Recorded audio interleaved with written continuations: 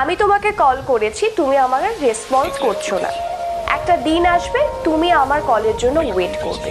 এতদিন যার জন্য কেঁদেছো, আজ তার কাদার পালা। তোমাকে এখন থেকে রিভার্স সাইকোলজি অ্যাপ্লাই করতে হবে। কিছু সিম্পল রিভার্স সাইকোলজি অ্যাপ্লাই করে দেখো, তোমার জীবন চেঞ্জ হয়ে যাবে। তোমায় ইগনোর করছে, তোমায় কষ্ট দিচ্ছে, তোমায় দিনের পর দিন বারবার অপমান করছে, এবং এত কিছুর পরে তুমি মানিয়ে নিয়ে আছো এই দিন দেখার জন্য যে একদিন সব ঠিক হয়ে যাবে। একদিন তো তোমাদের মধ্যে দুর্দান্ত কেমিস্ট্রি ছিল, একদিন তো সে অনেক রোমান্টিক ছিল, তোমার অনেক কেয়ার করত। কিন্তু সেই দিনটা কবে আসবে? যখন সে আবার তোমাকে ভালোবাসবে, আবার তোমাকে প্রায়োরিটি দেবে, ইম্পর্টেন্স দেবে। আমি বলবো আজ থেকে দেবে, যদি তুমি রিভার্স সাইকোলজি ঠিকঠাক অ্যাপ্লাই করতে পারো। রিভার্স সাইকোলজির কিছু সিম্পল বিষয় আমাদের মেনে চলতে হবে। সবার প্রথমে কি মেনে চলবো? চেস করা বন্ধ করব। কারো পেছন পেছন ছোটা আমাদের বন্ধ করতে হবে। এই যে দেখো, তুমি দিনের পর দিন তাকে কল করছো, দিনের পর দিন তার অ্যাটেনশন পাওয়ার চেষ্টা করছো, কখনো ইমোশনাল হয়ে যাচ্ছ। এই জিনিসগুলো বন্ধ করতে হবে।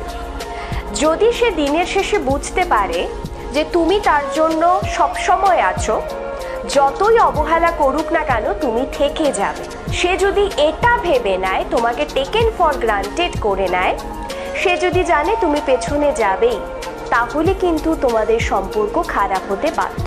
দেখো, তুমি তার সাথে কথা বলার জন্য তার পায়ে ধরছো, সে ব্লক করে দিচ্ছে, কল কেটে দিচ্ছে, তুমি তারপরেও কিন্তু তার সাথে কথা বলতে চাইছো। এটা আর করবে না। তুমি প্রতিনিয়ত এটা তাকে বোঝাচ্ছ যে সে মহান কোনো ব্যক্তি আর তুমি তার দাস। তুমি প্রতিনিয়ত তার ইগোকে বুস্ট করছো। সবার প্রথমে ইগোকে বুস্ট করা বন্ধ করো, তোমার দিন ফিরবে।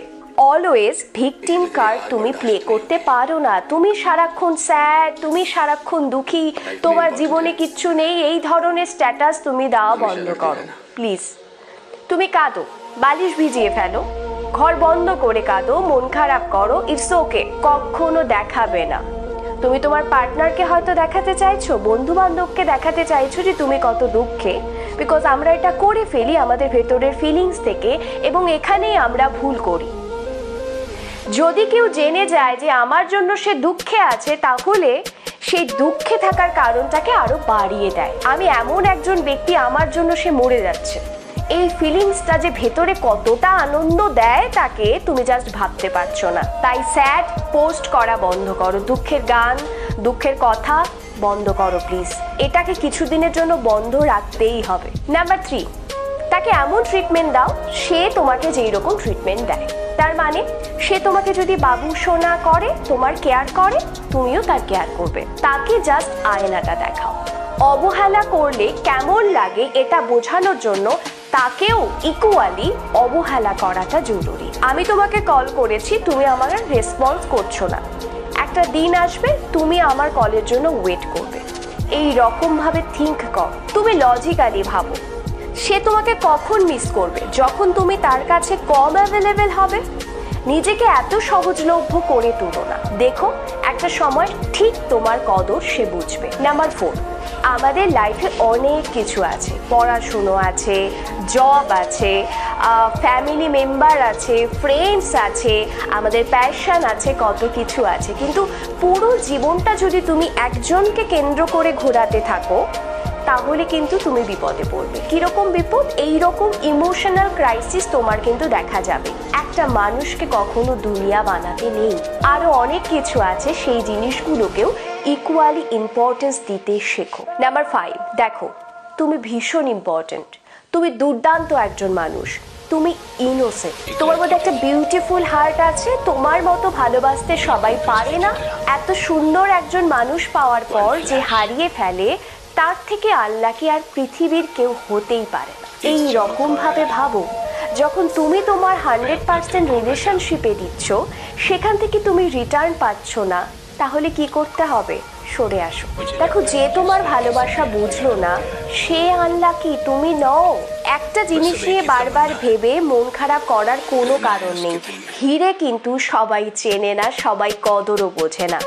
যে তোমাকে ভালোবাসবে সে কিন্তু কখনো তোমাকে দূরে যেতে দেবে না, তোমাকে আগলে রাখবে।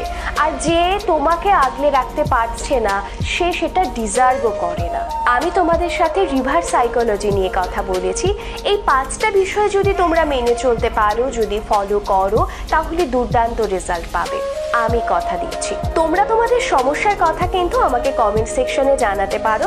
আমি কথা দিচ্ছি প্রত্যেককে আমি রিপ্লাই করব এবং আমি চেষ্টা করব আমার তরফ থেকে 100% হেল্প করতে। প্রত্যেকে অনেক ভালো থেকো।